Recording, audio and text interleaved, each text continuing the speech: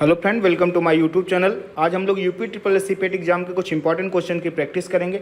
अगर आपको इस वीडियो का पीडीएफ फाइल चाहिए तो आप डिस्क्रिप्शन में जाकर लिंक पर क्लिक कर इस वीडियो की पीडीएफ फाइल डाउनलोड कर सकते हैं। तो आज सबसे पहले हम ज्योग्राफी के कुछ क्वेश्चन की प्रैक्टिस करेंगे, जिसमें हम देखेंगे कि एग्जाम में 7 से 8 क्वेश्चन आते हैं और ये बहुत ही इंपॉर्टेंट सब्जेक्ट है। तो आइए शुरू करते हैं आज के पहले क्वेश्चन से। वायुमंडल में सर्वाधिक मात्रा में विद्यमान अक्रिय गैस कौन सी है? क्रिप्टॉन है, हीलियम है, आर्गन है, नियॉन है। तो सारी की सारी अक्रिय गैसें ही हैं, लेकिन इसमें वायुमंडल में कौन सी उपलेबल है? आर्गन है। तो वायुमंडल की जब गैसों की बात की जाएगी तो कौन कौन सी गैसें हैं वायुमंडल में? 78% क्या पाया जाता है? नाइट्रोजन पाया जाता है। 21% के आसपास क्या पाया जाता है? ऑक्सीजन पाया जाता है। और वहीं पे हम देखते हैं कि 0.93% के आसपास क्या पाया जाता है? आपकी ऑर्गन पाई जाती है, आपकी ऑर्गन पाई जाती है। और वहीं पे 0.03% के आसपास क्या पाया जाता है? कार्बन डाइऑक्साइड पाया जाता है, जो कि वायुमंडल के लिए बहुत ही हानिकारक गैस है। आइए अगले प्रश्न की तरफ बढ़ते हैं। मेघ गर्जन वायुमंडल में किस परत में होता है? ओजोन मंडल में, क्षोभ मंडल में, समताप मंडल या इनमें से कोई नहीं? तो इसका सही उत्तर होगा क्षोभ मंडल में। क्षोभ मंडल में इसलिए होता है कि क्षोभ मंडल में ही सारे के सारे मेघ बनते हैं और ये मेघ यहीं पे वर्षण जो होता है क्षोभ मंडल के द्वारा ही होता है।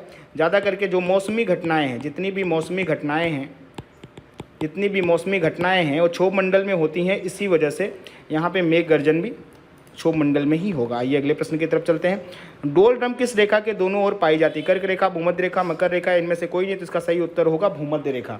आपकी जानकारी के लिए थोड़ा सा बता देते हैं, डोल ड्रम को कहीं कहीं आपको शांत पेटी भी लिखा हुआ मिलता है। शांत पेटी क्या हो रहा है? एक ग्लोब है, ठीक है। यहाँ पे आपकी एक क्या गुजर रही है? आपकी भूमध्य रेखा गुजर रही है। और भूमध्य रेखा के आसपास के थोड़े से रीजन, जैसे 10 डिग्री नॉर्थ, 10 डिग्री साउथ का अगर ले लिया जाए तो यहाँ पे जो रीजन में यहाँ पे बहुत सारी व्यापारिक पौने चलती हैं, दोनों तरफ से बहुत सारी व्यापारिक पौने चलती हैं। और ये व्यापारिक पौने क्या करती हैं? यहाँ पे आके 10 डिग्री के आसपास आके यहाँ पे जब भूमध्य रेखा के पास पहुँचती हैं तो यहाँ पे जब उतरना शुरू होती हैं तो यहाँ पे उतरने के साथ साथ यहाँ पे बहुत ही ज़्यादा हीट होता है। हमें मालूम है सूर्य की किरणें यहाँ पे सीधी पड़ती हैं और यहाँ पे बहुत ही ज़्यादा हीट होने के कारण ये फिर से वॉश बनकर हवा में उड़ने लगती हैं। और यहाँ पे क्या हो जाता है? यहाँ पे लो प्रेशर क्रिएट हो जाता है, लो प्रेशर क्रिएट हो जाता है।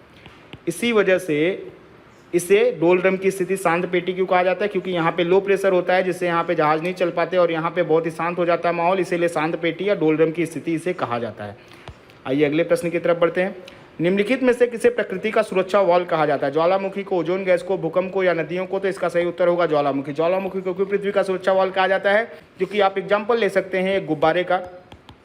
यार गुब्बारे में एक ज़रूरत से ज़्यादा अगर हवा भरी जाए तो गुब्बारा क्या हो जाएगा? गुब्बारा फट जाता है।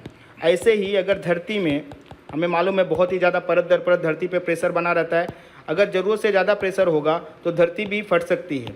तो इस रीजन के कारण अगर ज्वालामुखियों को हम देखें तो क्या करते हैं? प्रेशर रिलीज का काम करते हैं। धरती के जो प्रेशर बनता है धरती के अंदर, उसके रिलीज का काम करते हैं। इसीलिए इन्हें प्रकृति का सुरक्षा वॉल कहा जाता है कि ज़्यादा प्रेशर क्रिएट नहीं होने देते। जो भी प्रेशर होता है ज्वालामुखी के थ्रू बाहर आ जाता है धरती का। आइए अगले प्रश्न की तरफ बढ़ते हैं। निम्न में से कौन एक वलित पर्वत है? नीलगिरी, हिमालय, सतपुड़ा या इनमें से कोई नहीं? तो इसका सही उत्तर होगा हिमालय। वलित पर्वत का मतलब होता है फोल्डेड माउंटेन।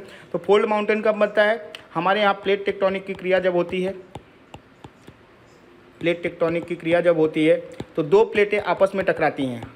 तो इंडियन प्लस यूरोपियन प्लेट आपस में, इंडो यूरोसियन प्लेट कहते हैं, आपस में टकराने की वजह से हिमालय पर्वत का निर्माण हुआ है। जब कोई चीज़ आपस में बार बार टकराते रहती है तो धीरे धीरे उसमें फोल्डिंग होने लगती है और ये फोल्डिंग होते होते होते पर्वतों का निर्माण हो जाता है। हिमालय फोल्डेड माउंटेन का उदाहरण है। आइए अगले प्रश्न की तरफ बढ़ते हैं। नवीनतम पर्वतमाला है प्लेसियन, सतपुड़ा, यूराल, रॉकी। जिसमें से बताना है कि सबसे नवीन पर्वतमाला कौन सी है? तो इन सब में सबसे नवीन पर्वतमाला कौन सी? यूराल है। बाकी उसके बाद बने हैं, यूराल इन सब में सबसे पहले बना हुआ है। आइए अगले प्रश्न की तरफ बढ़ते हैं।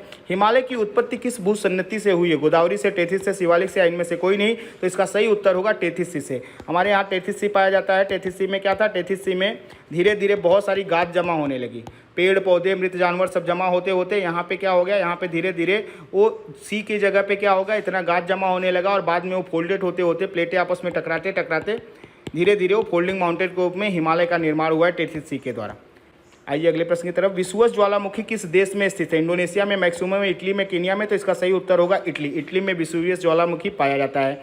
अगले प्रश्न की तरफ बढ़ते हैं। माउंट एरेबस ज्वालामुखी निम्नलिखित में से किस महाद्वीप में स्थित है? अंटार्कटिका में, अफ्रीका में, एशिया में, यूरोप में? तो इसका सही उत्तर होगा अंटार्कटिका। अंटार्कटिका के रॉस आइलैंड पे माउंट एरेबस नामक ज्वालामुखी पाया जाता है। आइए अगले प्रश्न की तरफ बढ़ते हैं। वायुमंडल में सबसे अधिक ओजोन कहाँ पर केंद्रित है? स्ट्रेटोस्फीयर, ट्रोपोस्फीयर या मीजोस्फीयर? इनमें से कोई नहीं, तो इसका सही उत्तर होगा स्ट्रेटोस्फीयर। इसको बोलते हैं हिंदी में समताप मंडल।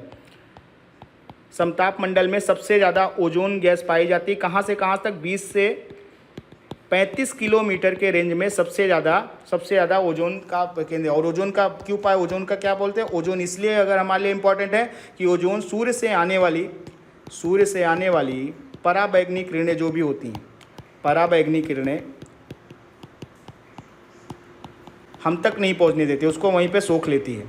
इस वजह से हमारे यहाँ क्या है, स्किन कैंसर नहीं होता, वरना पराबैंगनी किरणों से स्किन कैंसर बहुत होता है और बहुत ही ज़्यादा नुकसान होता है, बहुत ही हानिकारक हो जाएगा। इसीलिए ओजोन हमारे यहाँ बहुत ही ज़्यादा इंपॉर्टेंट है। अगले प्रश्न की तरफ चलते हैं। दीर्घ रेडियो तरंगे पृथ्वी की किस सतह से परावर्तित होते हैं? आयन मंडल से, क्षोभ मंडल से, समताप मंडल से या सभी? तो इसका सही उत्तर होगा आयन मंडल से। हमारे यहाँ जो रेडियो तरंगे, या हम समझ ले कि आज के डेट में हम देख ले टेक्नोलॉजी कितनी एडवांस हुई है, तो ये टेक्नोलॉजी कहाँ से लौट के आती है? आयन मंडल से, क्योंकि यहाँ पे इलेक्ट्रिकली चार्ज पार्टिकल पाए जाते हैं, जो कि क्या करते हैं, जब यहाँ से जाती हैं वो तरंगे और वहाँ से इसको क्या करते हैं, पृथ्वी की तरफ उसकी दिशा में रिटर्न कर देते हैं, जिससे हम क्या कर सकते हैं, बहुत सारे वार्तालाप होता है, जैसे हम टेलीफोन से यूज करते हैं, मोबाइल से यूज करते हैं, तो इसी के कारण हम यूज कर पाते हैं। आइए अगले प्रश्न की तरफ बढ़ते हैं।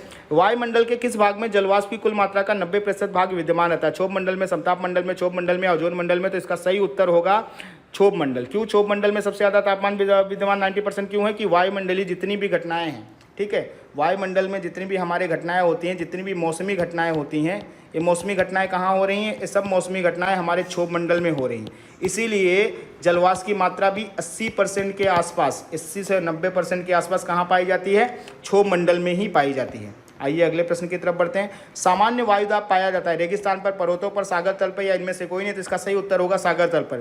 1013, ठीक है, बार के आसपास समुद्र तल पर इसका क्या होता है, दाब पाया जाता है। और इसको किस में नापते हैं? इसको हमेशा किलो पास्कल में नापा जाता है। किलो पास्कल में इस दाब को नापा जाता है। आइए अगले प्रश्न की तरफ बढ़ते हैं। वायुदाब में अचानक आने वाली कमी में निम्न में से किसका सूचक होती है? तूफानी मौसम का, स्वच्छ मौसम का, वर्षा का, या इनमें से कोई नहीं? तो इसका सही उत्तर होगा तूफानी मौसम में। जब भी वायुदाब अचानक तेजी से गिरने लगता है तो इसका मतलब है कि तूफान आने वाला है। आइए अगले प्रश्न की तरफ बढ़ते हैं। हवाई जहाज प्रायः किस में उड़ते हैं? क्षोभ मंडल में, समताप मंडल में, समताप मंडल में, या मध्य मंडल में? तो इसका सही उत्तर होगा समताप मंडल में। समताप मंडल में क्यों उड़ते हैं? क्योंकि समताप मंडल में मौसमी घटनाएं जितनी भी होती हैं वो ना के बराबर होती हैं। मौसमी घटनाएं नहीं पाई जाती हैं। मौसमी घटनाएं नहीं पाई जाने की वजह से आराम से इसमें हवाई जहाज उड़ सकते हैं, इसलिए समताप मंडल में ही उड़ते हैं। आइए अगले प्रश्न की तरफ बढ़ते हैं। विश्व में क्रिकेट का मक्का के नाम से जाना जाता है? ईडन गार्डन को, लॉर्ड्स को, ओवल को, या इनमें से कोई नहीं? तो इसका सही उत्तर होगा लॉर्ड्स। लॉर्ड्स है कहाँ? इंग्लैंड का क्रिकेट ग्राउंड है, और यहाँ पे क्रिकेट की सबसे पहले शुरुआत मानी जाती है, इसलिए इसे क्रिकेट का मक्का भी कहा जाता है, यानी कि पवित्र स्थल कहा जाता है, क्रिकेट के लिए पवित्र स्थल माना जाता है। आइए अगले प्रश्न की तरफ बढ़ते हैं। बाराबती स्टेडियम कहाँ अवस्थित है? भुवनेश्वर में, कोलकाता में, कटक में, या पुणे में? तो इसका सही उत्तर होगा कटक में। कटक कहाँ है? कटक आपका उड़ीसा में स्थित है, और बाराबती स्टेडियम फिर कहाँ स्थित है? उड़ीसा में ही स्थित है। तो आज के प्रश्न यहीं पे समाप्त होते हैं। अभी तक अगर आपने हमारा YouTube चैनल सब्सक्राइब नहीं किया तो आप सबसे पहले जाके हमारा YouTube चैनल सब्सक्राइब करेंगे, ताकि नेक्स्ट वीडियो का नोटिफिकेशन आपको तुरंत प्राप्त हो जाए। और आज के लिए आप सभी का बहुत बहुत धन्यवाद।